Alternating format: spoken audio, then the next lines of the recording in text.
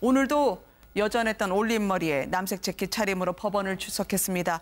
지난주에 비해서 워낙 재판이 진이 빠지는 과정임을 보여주는 걸까요? 다소 수척해 보이는 모습이기도 했고요. 글쎄요, 저만의 느낌인지 모르겠습니다만은 지난 23일, 25일 그리고 오늘 아마 출두한 제가 사진을 쭉 보니까 오늘 같은 경우 굉장히 힘들어하는 빛이 역력한 것 같아요. 특히 얼굴에 이제 좀 수심이 가득 찬 얼굴과 함께 또 이제 그 내릴 때 항상 이제 꼿꼿했던 모습이었지 않습니까? 근데 조금 이제 허리를 좀 구부리는 그런 모습이 보였고, 그리고 이제 재판정 안에서도 조금 이제 어떤 그 자세 자체를 처음에 어떤 꼿꼿한 자세보다는 조금 이렇게 허리도 숙이고 좀 힘들어하는 그런 모습 보였는데, 실제로는 지금 내일도 재판이 진행이 되고 또 목요일 날도 재판이 있습니다. 그렇습니다. 일주일에 지금 3번 재판인데 이게 재판이요. 이게 재판 해보신 분들 알지만은 굉장히 힘듭니다, 사실은. 그리고 이게 한 신경을 곤두서 있어야 되고 또 사실 그 상대방이 왔다 갔다 하는 또 공방 자체를 제대로 다 듣고 있어야 되거든요. 그리고 또 지금 이제 그동안은 사실은 구치소 안에서 생활만 했지만 이제는 이제 서울서와 서울을 왔다 갔다 해야 되는 그런 상황이지 않습니까? 그리고 또 오늘 같은 경우는 이제 최순실을 또 봐야 되는 또 스트레스도 있을 겁니다. 지난번 이제 금요일 같은 경우는 그래도 조금 상황이 좋았었는데 오늘 같은 경우는 이제 증인들이 출석을 하거든요. 그래서 그 면전에서 이제 막 비난하는 발언도 하고 또 본인 생활과 전혀 다른 이야기를 하기 때문에 아마 심리적으로도 상당히 오늘 아마 힘들었을 것 같습니다. 근데 문제는 이게 시작이라는 거죠. 이제 앞으로 아마 140여 명에 달하는 증인들이 다 나와야 되고 또 재판장에서 변호인과 검사들 간에 치열한 공방이 벌어져야 되기 때문에 아마 박 전 대통령의 건강 상태도 좀 더 좀 상황 자체가 그렇게 썩 나아질 것 같지는 않습니다. 오늘도 역시 눈 한번 마주치지 않았고요. 주로 최순실 씨와요? 주로 바닥만 쳐다보고 있다가 그렇게 시간을 많이 보내긴 했는데 들어오면서 이제 변호인에게 목례를 했다라는 이야기도 있고요. 실제로 오늘 조금 이례적이었던 부분들이 이 박 전 대통령이 들어오니까 이 변호인단이 다 일어섰다라는 부분이에요. 그래서 이 부분이 지금 현장에 있던 취재 기자들도 이거 의전하는 것 아니냐라는 이야기도 나오고 그러면 있고요. 박 전 대통령 측 변호인뿐만 아니라 최순실 씨 변호인까지 모두 기립을 했다는 건가요? 네, 그렇습니다. 거기에다가 오늘 또 그 한강욱 전 비서실장도 왔었고요. 그래서 그분들까지도 박 전 대통령이 들어올 때 전부 다 자리에서 일어났다라고 하는 부분은 박 전 대통령에 대한 어떤 의전이 아니냐라는 어떤 그런 취재 기자들의 느낌도 있었다라고 이야기를 합니다. 그리고 오늘 박 전 대통령 그 유영하 변호사하고 이야기도 좀 나누면서 입가에 옅은 미소도 보였다고 이야기를 하는데요. 어찌됐든 오늘 최순실 씨와 두 번째 만남이었기 때문에 이번 만남에서조차도 눈 한 번 마주치지 않았다는 것이 재판장에 들어갔던 취재기자들의 전언입니다. 그러니까 박 전 대통령이 머리를 끈으로 질끈 묶은 최순실 씨가요. 박근혜 전 대통령 얼굴을 2번이나 살피고 또 눈을 어느 곳에 둘지 몰라 하면서 지나갔는데 박 전 대통령은 전혀 말씀하신 것처럼 외면하고 재회에 대해서는 눈길을 주지 않네요. 제가 그 말씀을 드리려고 했는데요. 박 전 대통령이 왜 약간 그 흐트러진 모습들이 나타나는가. 왜냐하면 자기 관리에 굉장히 철저한 사람이다. 강박증이 있다. 이런 얘기까지 들을 정도였는데 흐트러지는 모습이 나타난 이유가 뭘까 생각을 해보면 저는 크게 2가지일 것 같은데요. 첫째로는 자신의 모습이 자꾸 보여지고 있다는 생각을 하고 있기 때문이라고 생각해요. 그동안에 이제 구치소까지 들어가는 과정에서는 박 전 대통령을 국민들이 언론사 카메라가 주시를 하거나 아니면 비추는 모습은 볼 수 있었지만 이렇게 자주 박 전 대통령의 모습이 보여지지는 않았거든요. 그러니까 국민들한테 본인이 허물어지는 모습들을 계속 보여주고 있다고 하는 생각 때문에 심리적으로 굉장히 힘들 것 같고요.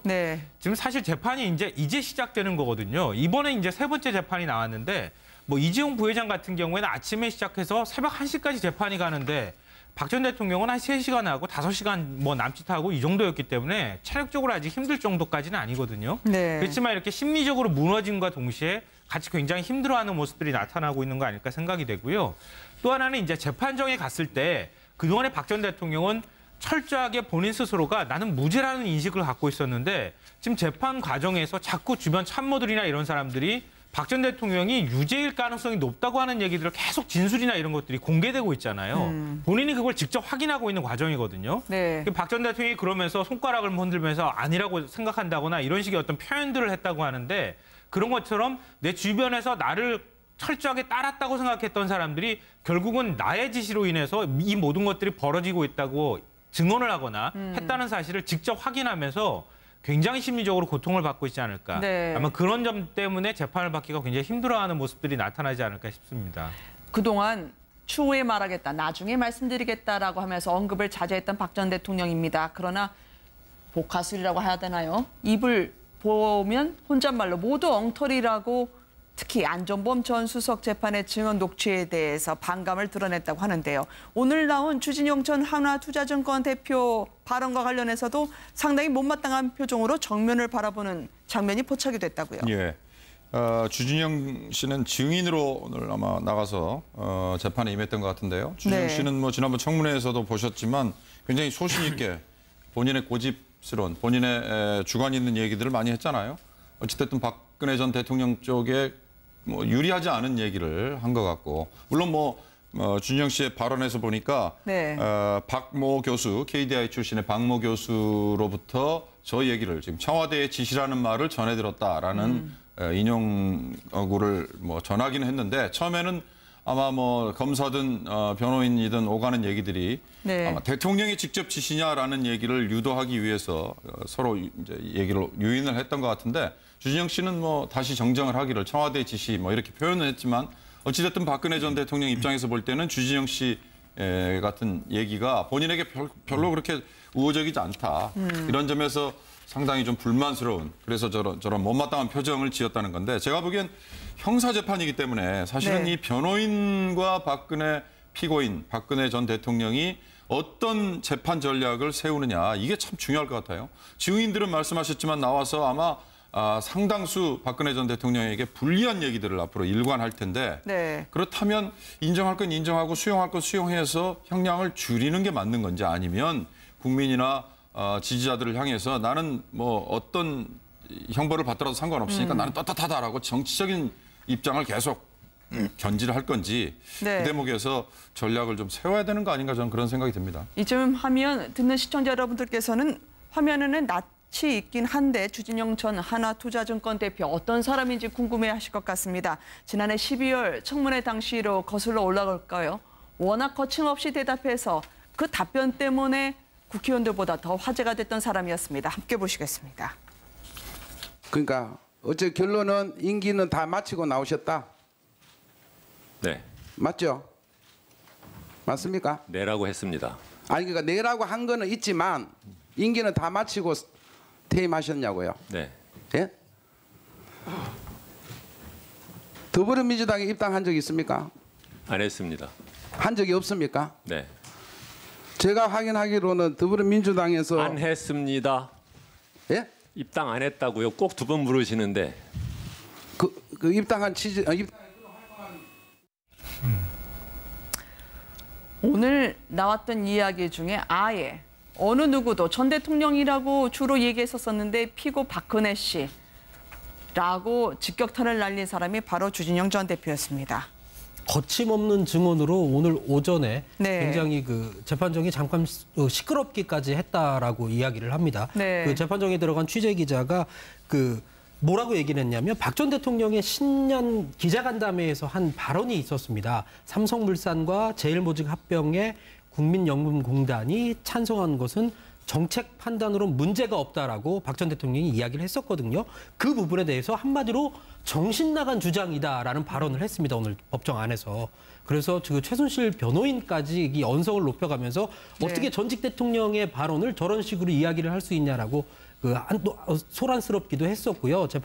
이 판사가 제지를 했었다라고 얘기를 합니다. 그리고 이 얘기가 나올 즈음에 바닥만 내려다보던 박근혜 전 대통령이 정면을 응시했고 기자들이 그 표정을 봤더니 굉장히 얼굴에 불편한 기색을 감추지 못했다라고 이야기를 했습니다.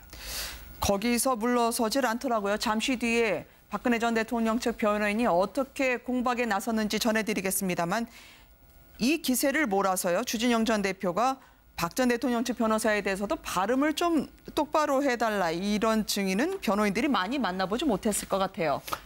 어떤 이야기가 있었냐면 그 최순실 측 변호사 그리고 박 대통령 측 변호사 중에 일부가 좀 발음이 부정확하다. 그래서 내가 입을 봐야 이해할 수 있다라고 이야기를 하면서 세 차례나 이 이야기를 했던 겁니다. 그래서 방청석에서 웃음까지 터지기도 했다는데요. 결국 판사가 저 변호사가 질문할 어떤 그 질문지를 양해를 구해서 저 주 전 사장에게 직접 전해주기까지 했다라고 이야기를 합니다. 그 변호사가 이 주진영 씨 우측 뒤편에 있어서 이 주 전 사장이 아예 몸을 우측으로 뒤로 돌려서 네. 질문을 받고 대답을 했더니 다시 똑바로 앉아서 이야기를 할 수 있도록 아마 재판부에서 배려를 해줬던 어떤 그런 일까지 있었습니다. 네, 오후 들어서는 2라운드가 펼쳐졌습니다. 언론 기사만 보면서 당신의 추정을 정확한 사실인 것처럼 얘기할 수 있는 건 아니지 않느냐라고 변호사들이 정면 공격에 들어갔는데요.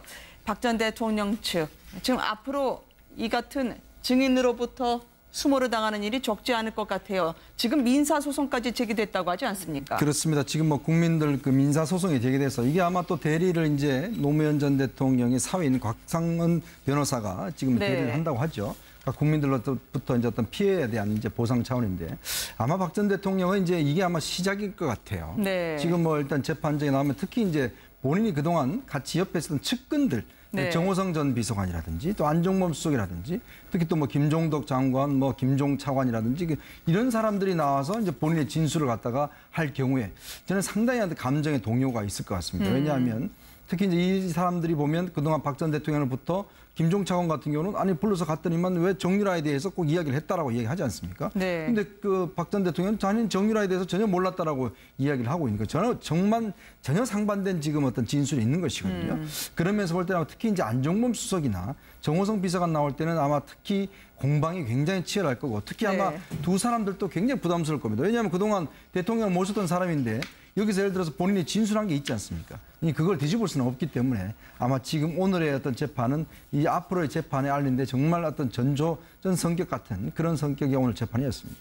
피해를 본 국민들 1인당 50만 원씩 25억 원을 토해내라라는 취지였습니다. 더더군다나 이미 고인이 되신 노무현 전 대통령 사위가 제기한 소송 아니겠습니까? 뭐 여러모로 하여튼 뭐 의미가 있어 보이는데요. 제가 이제 법률적인 지식이 좀 짧아서 과연 이런 소송이 실제로 손해배상까지 연결될 수 있는가 이게 좀 굉장히 중요한 문제를 제기한다 생각되는데요. 만약에 대통령이 직권을 남용한다거나 아니면 불법 행위를 통해서 국민들이 고통을 받았다. 그러면 그거에 대해서 손해배상을 대통령한테 청구할 수 있는지 네. 이 부분이 만약에 이번 판결에서 6월 달부터 이제 본격적으로 공판이 시작이 되는데 나중에 최종 결론이 나왔을 경우에 만약에 손해배상 판결이 나온다면은 앞으로 유사소송 사례가 또 생겨날 수 있지 않을까. 네. 그런 면에서도 좀 의미가 있고요. 또 최근에 이제 노무현 전 대통령의 어떤 삶이라든가 또 대선 후보로 출마를 하고 난 다음에 결국 대통령 당선 때까지 또 마지막에 스스로 목숨을 끊을 때까지 어떤 과정들을 그린 다큐멘터리가 또 엄청난 흥행을 기록하고 있지 않습니까? 그런 와중에 또 노 전 대통령 사위가 직접 이런 소송을 제기한다는 측면에서 여러 면으로 하여튼 주목을 받을 만한 일인 것 같습니다. 네. 사실 법적인 효력보다도 정치적으로 국민들에게 정서적으로 미치는 영향이 적지 않을 것 같습니다. 박 전 대통령 측은 저렇게 빡빡한 재판 일정을 앞으로 감내해야 합니다. 그러나 재판 준비에 대해서는 아니 우리가 이렇게 증인신문 기록을 본 게 처음이라 조금 더 시간을 달라 하면서 오늘 계속적으로 재판정에 압박을 가했던 것 같더라고요. 예, 박 전 대통령의 변호인들이 그러니까 증인뿐만 아니라 검찰 측에서 네. 그러니까 서증 심사, 그러니까 서증 조사라고 그러잖아요. 그러니까 검찰 측이 이 서면으로 제출된 증거 이거를 너무 일방적으로 얘기를 한다라고 문제 제기를 할 정도로 네. 이 절차상에 지금 여러 가지 제동을 걸고 있는데요. 사실 저렇게 본인의 재판도 있지만 네. 이영선 전 행정관에 대한 증인으로도 박 전 대통령이 지금 신청이 돼 있을 정도고요. 네. 그다음에 지금 말씀하신 이 민사소송 관련해서도 또 별도로 6월 26일일 겁니다. 아마 재판 변론 기일이 지금 잡혀 있기 때문에 네. 아마 변호인들이 계속해서 이런 문제 제기를 하고 그다음에 이제 약간의 좀 이 절차상에 좀 시간을 좀 끌면서 시간을 좀 벌려고 하는 그런 전략을 쓸 것 같아요. 특히 오늘 한강욱 전 비서실장의 모습도 포착이 됐습니다만 김기춘 전 실장의 경우도 빡빡한 재판 일정 때문에 건강이 나빠졌다 호소하고 있던데요. 법원에 보석을 신청했다는데 받아들여질까요? 지금 일단 의무동에 지금 이제 있는데 아마 원래 이제 그 구속되기 전에도 이제 그 심장에 스텐트를 한 7개 정도 넣고 네. 또 여러 가지 또 그때도 몸이 안 좋았던 그런 상황이었습니다. 근데 지금 구속되고 난 다음에 오늘 아마 제가 모습 보니까 예전보다 상당히 좀 모습 좀 초췌한 모습들이 있는 것 같아요. 네. 실제로 아마 지금 이제 나이도 연세도 많으시지 않습니까? 그렇다 보니까 아마 구치 생활을 오래 하다 보면 상당히 지금 건강 상태가 좋지 않고 더군다나 매주 수요일마다 이제 한 번씩 그 목욕을 합니다. 예를 들어서 네. 그 지금 수용된 구치소 같은 경우에 일주일에 한 번 목욕을 하는데, 그러니까 그때 수요일 날만 목욕을 할 수가 있어요. 근데 지금 이제 김기춘 전 실장 같은 경우는 수요일 날마다 재판이 있기 때문에 네. 나와야 돼서 목욕을 못하는 상황입니다.